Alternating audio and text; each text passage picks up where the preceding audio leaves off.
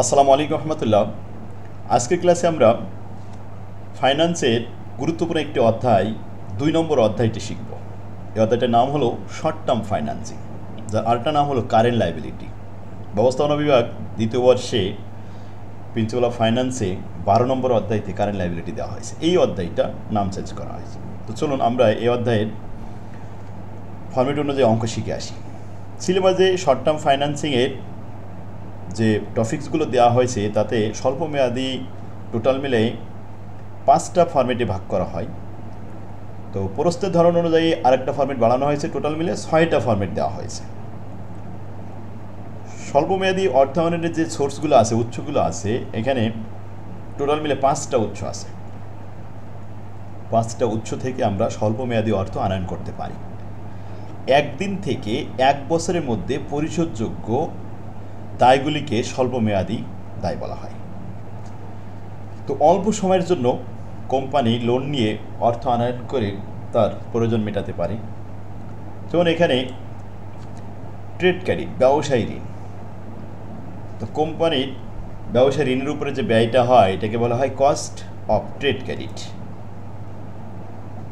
আমরা প্রথমেই cost of trade credit শিখব, তারপরে 2 নম্বর কস্ট অফ কমার্শিয়াল পেপার।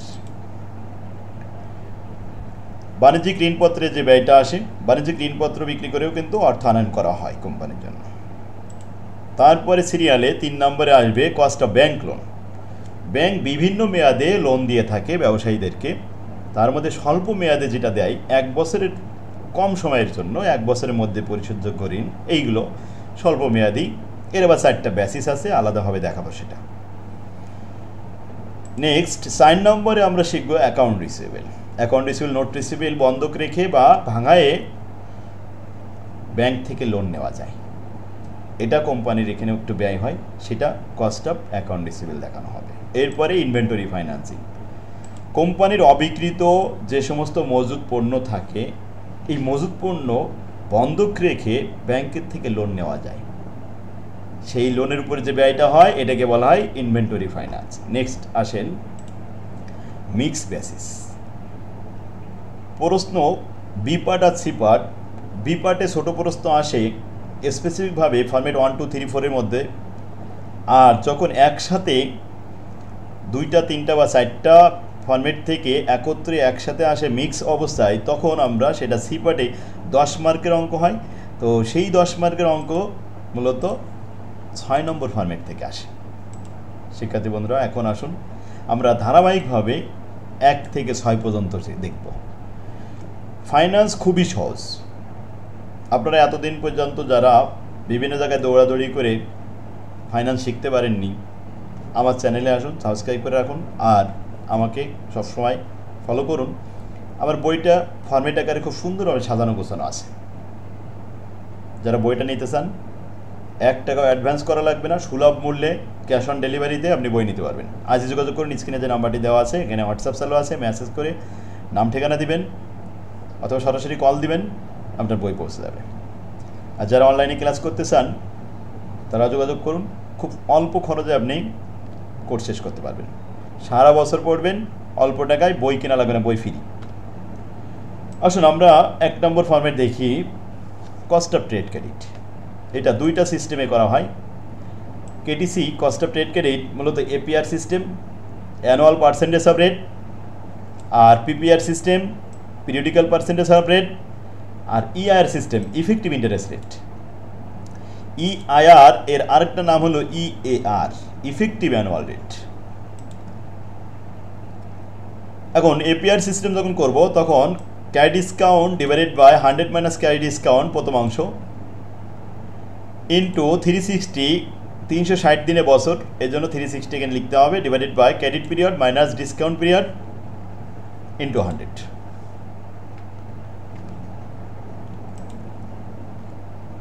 এরপর আসেন ইআইআর সিস্টেম।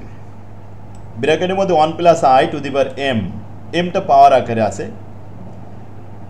এম হলো আমাদের নাম্বার অফ পিরিয়ড, এখানে যে দ্বিতীয় অংশ, এই দ্বিতীয় অংশটাকে বলা হবে এম, নাম্বার অফ পিরিয়ড। আর আইতে খরচ, এটা হলো ইন্টারেস্ট রেট, এটা প্রথম অংশ। এই প্রথম অংশটা ভাঙালে আয় বের হয়, এই জন্য আমরা এখানে সূত্রটা দেখেন ডাইনের পাশে লিখে দিচ্ছি।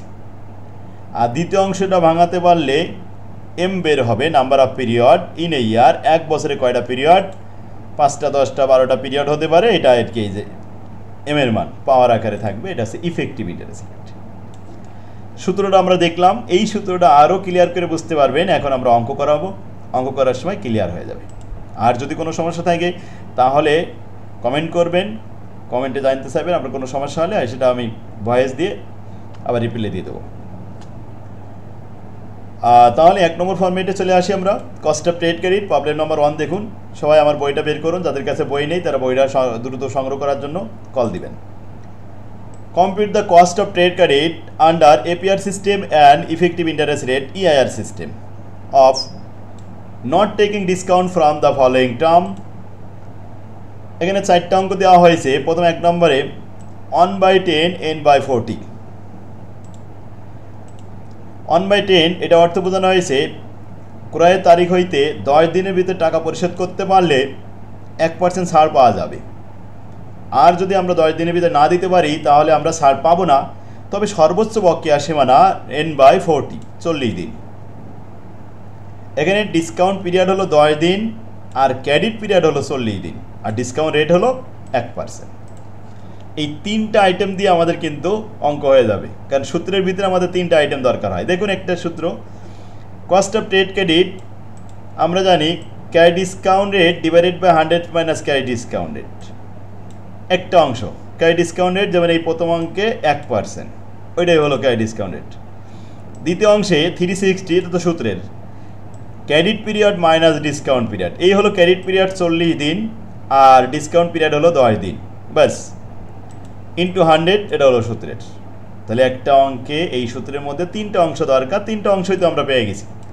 হেয়ারে মানগুলো একটু সাজাই নিলাম। ক্যাশ ডিসকাউন্ট 1%, ক্রেডিট পিরিয়ড 40 দিন, ডিসকাউন্ট পিরিয়ড 10 দিন। এবার সূত্রে মানগুলো লেখেন 1 divided by 100 minus 1 into 360 divided by 40 minus 10 into 100। এরপরে ক্যালকুলেশন করবেন, এই যে 1কে ভাগ করবেন 99 দিয়ে, কারণ 100 থেকে 1 বাদ দিলে 99 থাকবে, ইন্টু 360, একে ভাগ করবেন 40 থেকে 10 বাদ দিলে থাকবে 30, 30 দিয়ে ভাগ করবেন, ইন্টু 100, ব্যাস। একবারে গুণ করতে পারেন, একবারে ক্যালকুলেশন করে 1কে আমরা 99 দিয়ে ভাগ করে সাথে সাথে আবার কি করলাম, এখানে 3 বরং 36, 12 টাইম, আর এটা 100, 1200 দিয়ে গুণ করলাম, এতে আসলো 12.12%। এই তো আনসার শেষ। আশা করি বুঝতে পারছেন। নেক্সট অঙ্কটা দেখেন, 3/10 n/50। বলেন তো এখানে ডিসকাউন্ট পিরিয়ড কয় দিন, 10 দিন, ক্রেডিট পিরিয়ড 50 দিন, ডিসকাউন্ট রেট 3%। এই তো 3টা আইটেম দরকার, 3টাই বুঝতে পারছেন।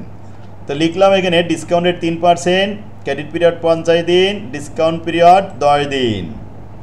সূত্রটা লিখলাম, সূত্রে মান উপস্থাপন করলাম, এরপরে যোগ বিয়োগ করলাম নিচেই, এরপরে ভাগ করে নিয়ে গুণ করলাম, ফলাফল আসলো 27.84%। 3 নম্বরে 2/15 n/40।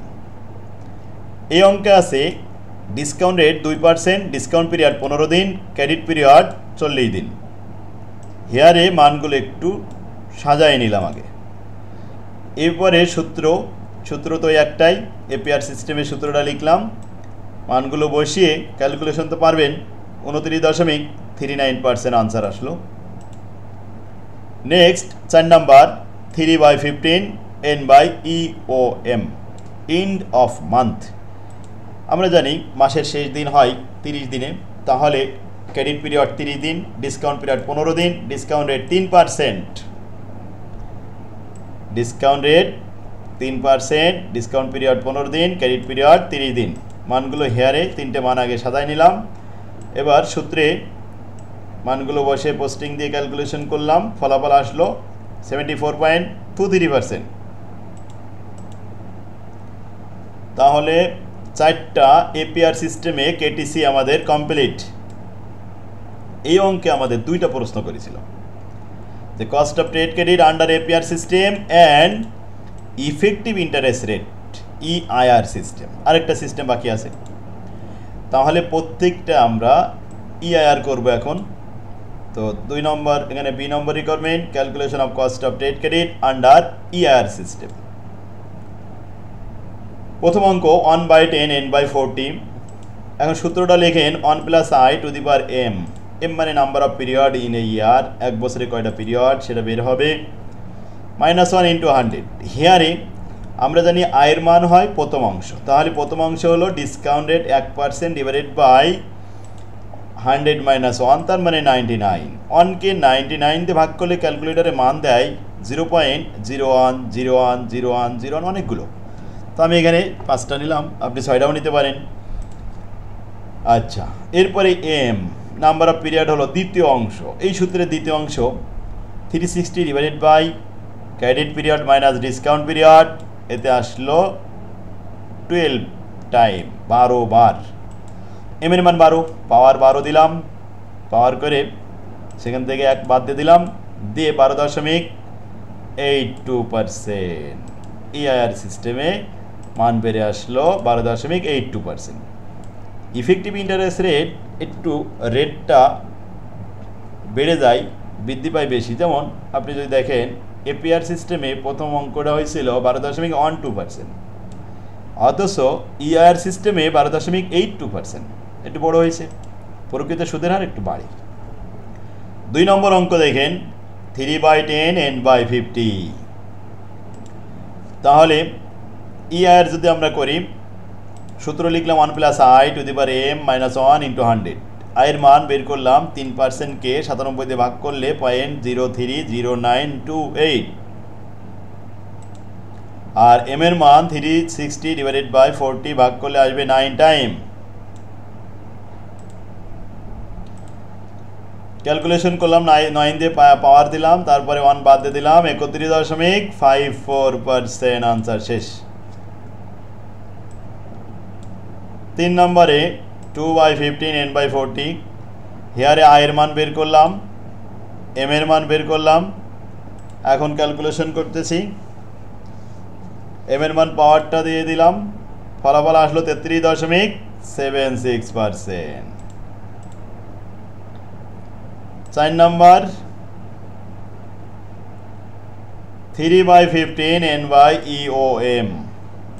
আয়ের মান 0.030928, এম এর মান 24 টাইম, 24 বার। তো পাওয়ার 24 দিয়ে ক্যালকুলেশন করে যে মান পেয়ে গেছি, এটা 107, 107.72% হয়েছে ইফেক্টিভ ইন্টারেস্ট রেট। আশা করি সবাই বুঝতে পারছেন। দেখুন অঙ্ক কিন্তু টেকনিক, এই যে আমরা সূত্র শিখলাম, এখন পরীক্ষায় হয়তো ফিগারটা চেঞ্জ থাকতে পারে, কিন্তু অঙ্কের ডাক তো আর চেঞ্জ থাকবে না।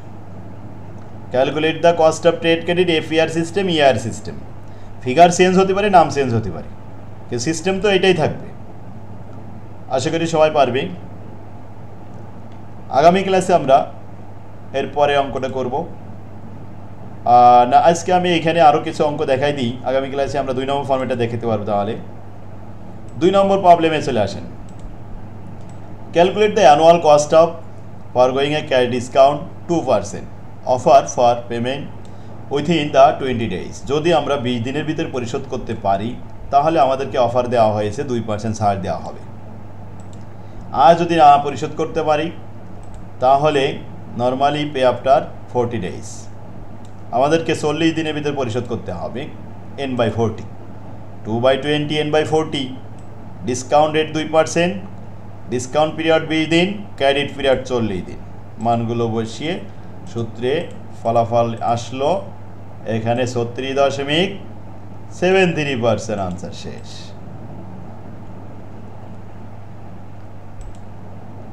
এটা আবার দুইটা দেখানো হয়েছে যে এপিআর সিস্টেম এবং ইফেক্টিভ ইন্টারেস্ট রেট কোনো কিছু উল্লেখ করেছিল না, সুতরাং আমরা দুইটাই দেখাই দিছি। এপিআর সিস্টেমে দেখালাম, তাদের রেট আসলো 36.73, আর ইচ্ছাকৃতভাবে আমরা ইফেক্টিভও দেখালাম। আপনারা ইফেক্টিভও করতে পারেন, কারণ কোনো কিছু উল্লেখ না থাকলে যে কোনো একটা করা যায়।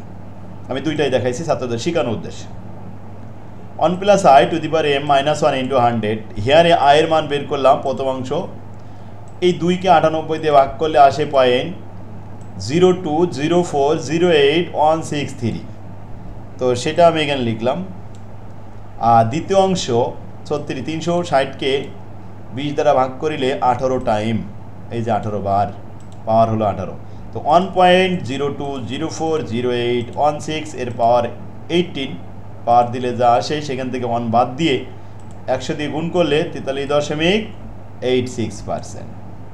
দেখেন একই অঙ্ক এপিআরে আসলো 36.73 আর ইফেক্টিভে আসলো 43.86। তাহলে ইফেক্টিভের রেট একটু বড় হয়। 3 নম্বরেও আপনার একই অবস্থা।